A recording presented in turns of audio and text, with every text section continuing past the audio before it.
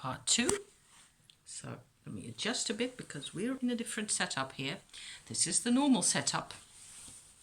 I've been wondering how much good would it do for me to show you all sorts of bottles that look the same when I can't really show you the actual product that's inside because the bottles are all, you know, like this, dark brown.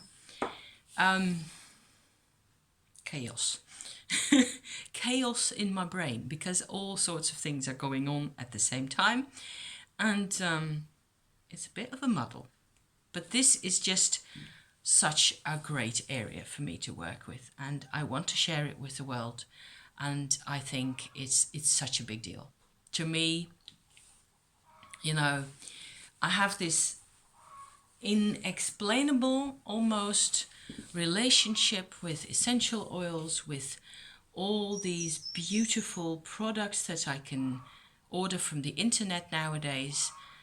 I can get almost anything I want, really, and except maybe for 1 or 2 special atars from India. Who knows? Maybe sometime in the future it'll be possible to get them.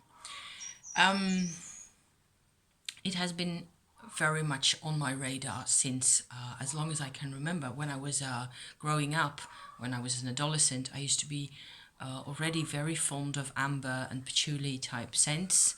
I was, I don't know, things that used to just take me into a different world for some reason. And I've always been very sensitive, I think, to fragrance of all types. And in the years, only more so. So hence also the, you know, incense making and all that. It's just very much part of my life.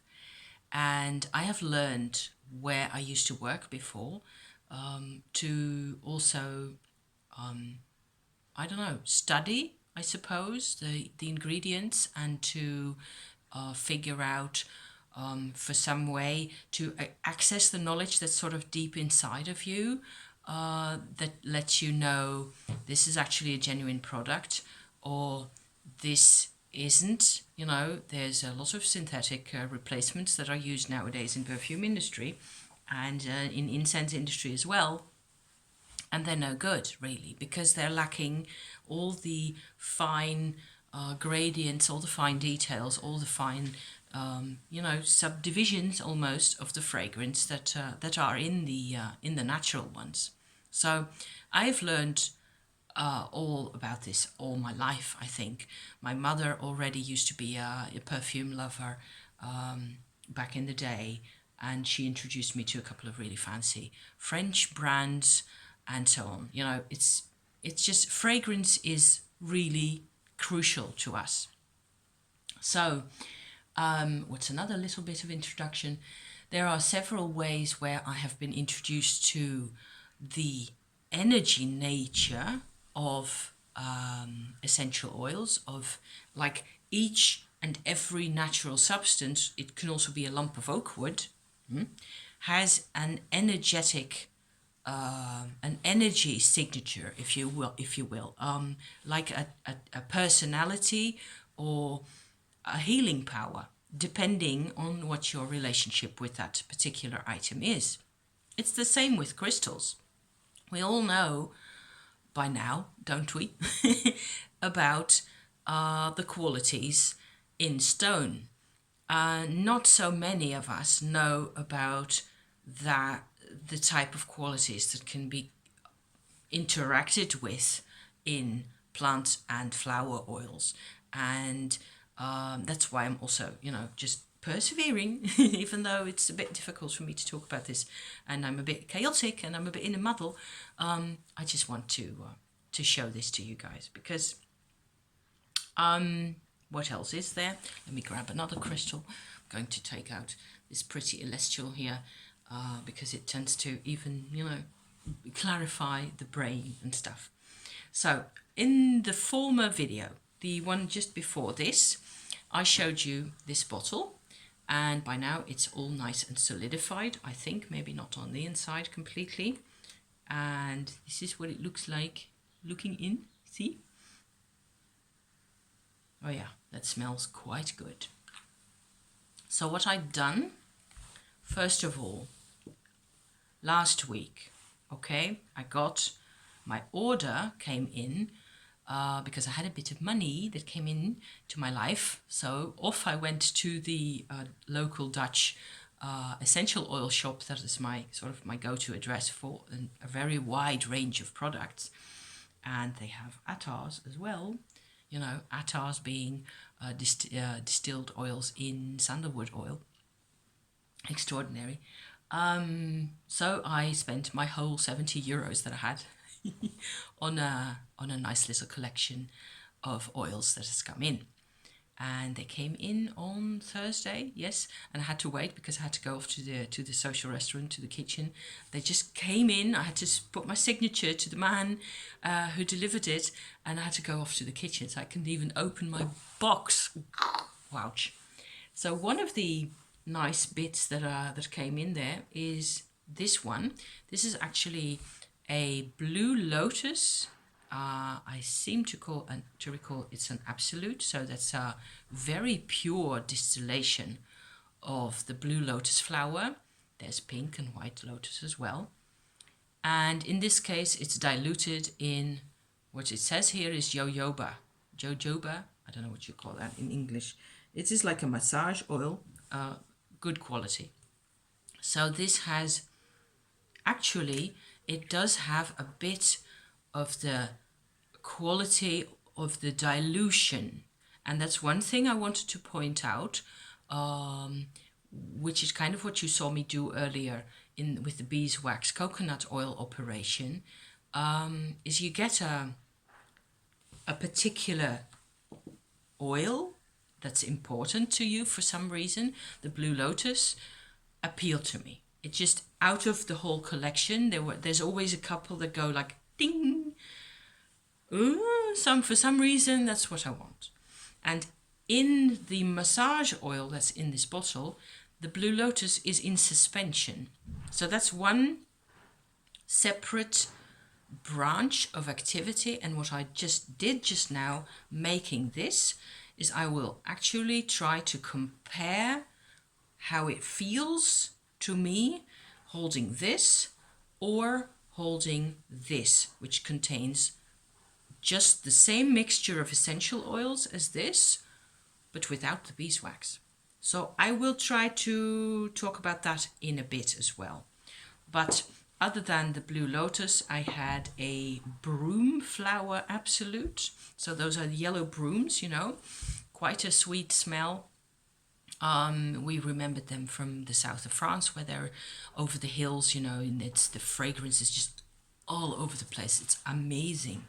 And it strikes me that it is, compared to other flower smells, the broom is actually quite clean. It is sweet, but it's got a bit of a sense of, you know, self-contained, not disciplined, but awake and aware and kind of self-responsible, or even a sovereign type of fragrance to it, in the fragrance. So what I'm also going to be on about in this, hopefully this little series of vlogs that I'll make, it's kind of what I want to do at the moment, is go into the difference between the energetic, if you like to call it that, a quality or character of an oil of one plant, right, and the emotional side to that, because there's always those two sides.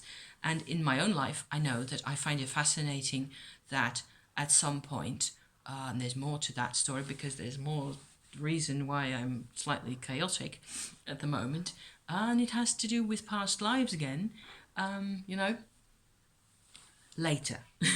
We will get to that later, okay? What else did we get? I got a calmus. I'm not quite sure that's the Latin name. It says calmus.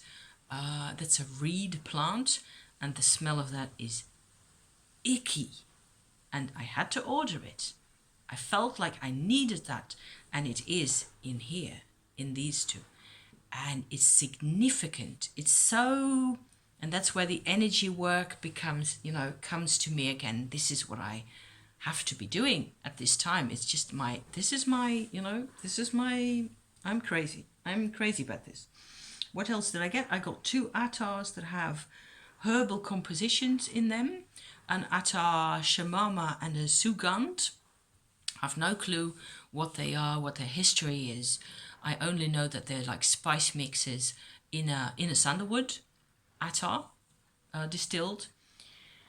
What else? There was a wonderful Thai benzoate oil that's very thick and syrupy, and that's another thing that I wanted to point out in this little series is I use my Au Bain Marie setup, as you've seen, with a little pot on the gas and water in it, to melt oils or balms that are solid at room temperature. So then after that, I stick a couple of drops of that oil or that waxy, resiny type, tough substance into a lavender oil, a fairly cheap, normal lavender oil, and shake it up. And then you get this, you get the fragrance, okay? But you also get some of the character. So I found that lavender oil absorbs kind of, almost like working with an attar, really, but they're not united that closely. Or maybe they are. I don't know. Maybe I'm just talking nonsense here. It's like that. It's where you get this synergy between the 2 components. And I found that lavender, or this type of lavender oil, can actually work with almost any other ingredient. It's like it can cooperate in all directions. That's fantastic. And both lavender and sandalwood are, of course, very calming and sort of very generous, but also very, I would call that kind of neutral and almost complacent, but in a very positive way, substances, fragrances. So they will draw you away from your own, turmoil, intensity, whatever. I'm a great fan of both lavender in all types and of sandalwood. Sandalwood has that quality to a larger extent, I think. And another fragrance that came in was a cashmere lavender. Of course, I had to get that because I have lavender oils from the south of France, several types. And I really have to, sniff again and again, going back and forth between them to really get the difference. I also have a lavender absolute, and let me talk about that for a tiny bit. An absolute is a sort of a distillation, really, but the process is different.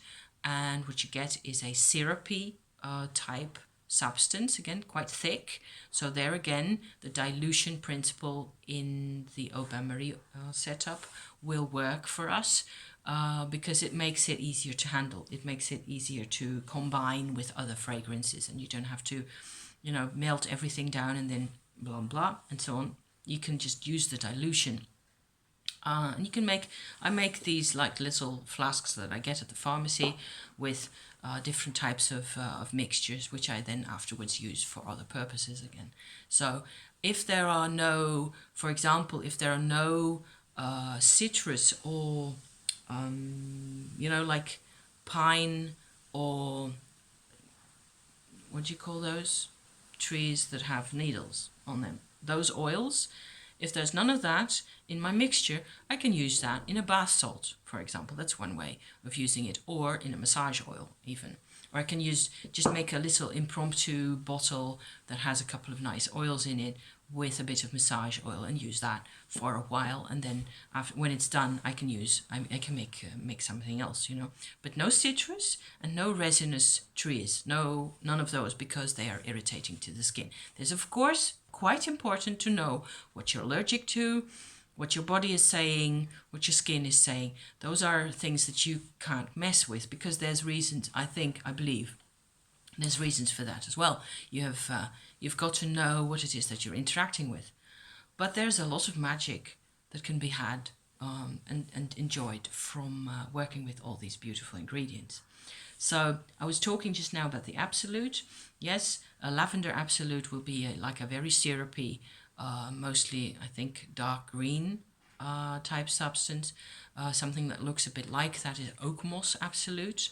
I got an oak moss in my order last week, as well as a tree moss. And there was another interesting bit there where I felt like, while I was looking on the website and checking the things that I wanted to order, I felt like, yes, I want another oak moss because I'd run out, and that's a very special fragrance as well. But I also wanted the regular tree moss, and the oak moss is called Evernia in Latin, and the other one is called Pseudo Vernia. So supposed to be like, pseudo Vernia. And still I felt like I want both of those.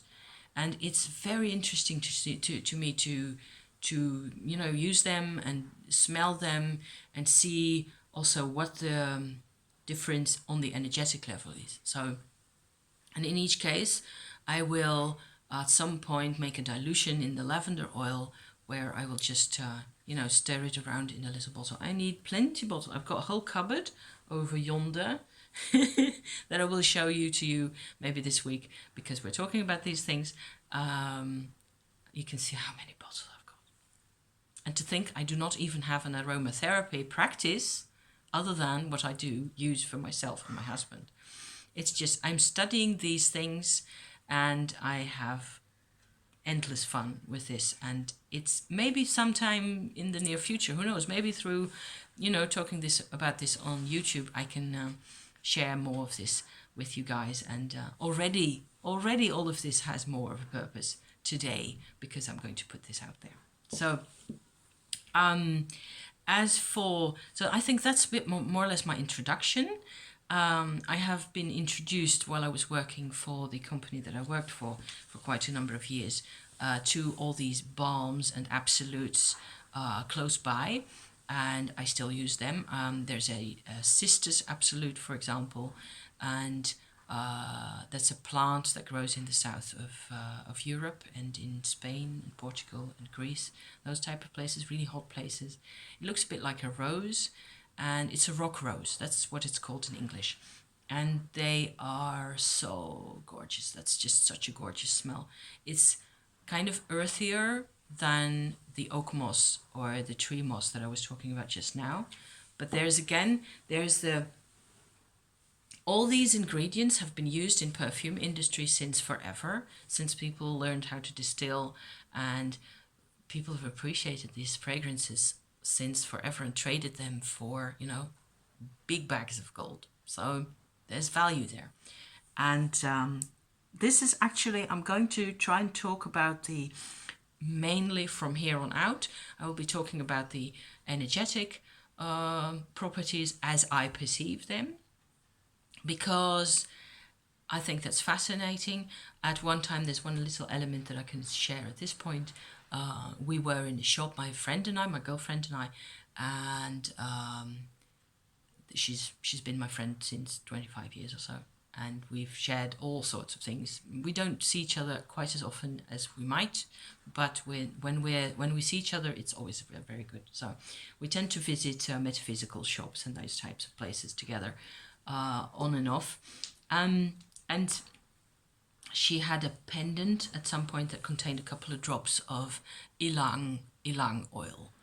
And for the first time, actually, because I was in the right mood and the right atmosphere, I held the pendant in my hands to feel its nature. And I could sort of perceive quite clearly a strong message of joy and purposefulness and that type of thing. And this is a couple of years ago. I don't know, 4 or 5 years ago, maybe. And the shop's gone by now. More's the pity. But it struck me at that time that a single component actually had that much to give. And so that's really where I'm going with all this, is that each and every plant oil, and I suppose it even applies to the olive oil that we use in the kitchen, in parallel to the qualities that it provides in our daily lives, like for cooking or for in a fragrance in terms of fragrance, or in terms of practical use for whatever type of reason you want to use it. On the invisible side is its energetic signature, and it's got a specific energy nature that we can communicate with and through. And so that's really a realm that I haven't really explored in so much detail yet, except while I was working with my little flasks here. So these are the compositions that went into this bottle that I showed you just now, and into this one at first. And what's funny here is what I'm going to try and propose to you. Let me do that in a separate vlog, because then I will introduce this particular formula and just tell you about that, okay? So here goes for now. Thank you for watching. I hope you enjoy these types of rambles about this. It's a bit more practical than what I've been doing of late. And, you know, maybe it's inspiring. I'm just so hoping that somebody will find this inspiring, that you can actually go off, buy your own, and work your magic through this, because there's so much fun to be had. Thank you for watching, and I will be talking to you very soon.